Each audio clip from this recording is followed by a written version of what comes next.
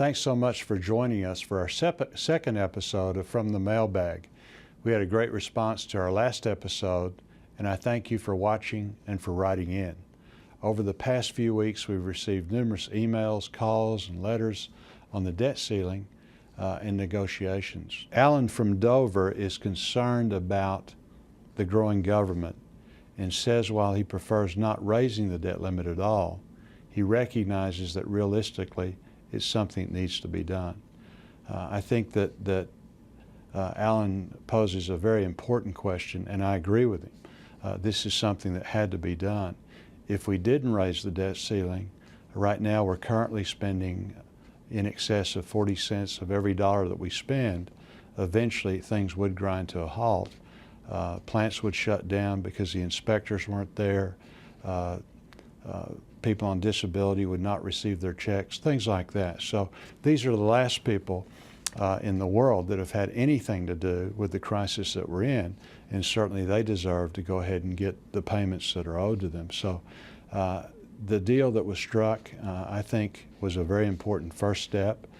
It wasn't as good as I would like for it to be, but it was a very important first step to cutting spending, which is so important. The other thing that it allows for is we will have a vote on a balanced budget amendment, which is so very, very important. So those were two things that I was looking for, were real spending cuts. I would very much like for us to move towards a balanced budget amendment, much like the state of Arkansas. People of Arkansas, the people of America, have tightened their belts. We at the federal level have to do the same thing and quit spending more than we have. Rebecca from Jonesboro wrote to me asking about when will Congress pass the pending free trade agreements.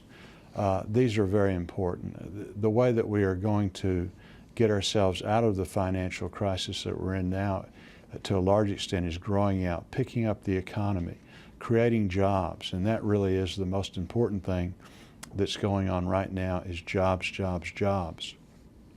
So the trade agreements I hope we will get done in the next few months. Those with Panama and Colombia, South Korea are very important and will allow us to have great opportunities as far as exports. And we're working really hard to help the businesses in Arkansas export products. We have to have the attitude that we have one customer in Arkansas, one customer in America, and then 20 customers overseas. So again, hopefully we can get these things done.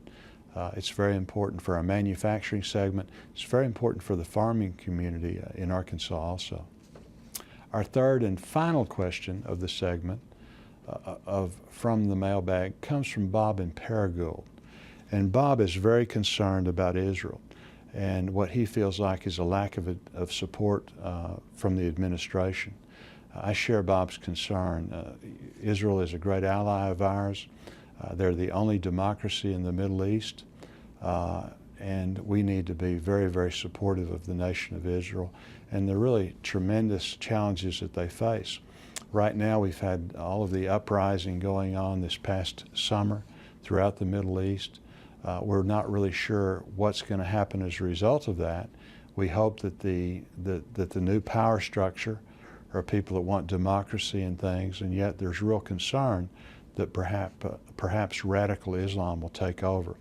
So now more than ever, we need to be very upfront with the nation of Israel. We need to be very supportive. There's lots of, right now, negotiations concerning where the, as far as where the new lines will be drawn, but the people of Israel need to determine that.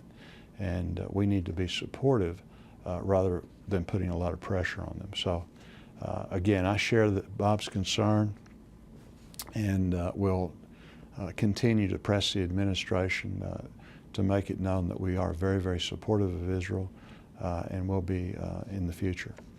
Thanks for joining us for this segment of From the Mailbag. I appreciate the questions. I appreciate the comments. It really is very, very helpful in allowing me to communicate my feelings of what we're facing in Washington, the answer to some of our problems, but more importantly, really to find out what's on your mind and again, your comments.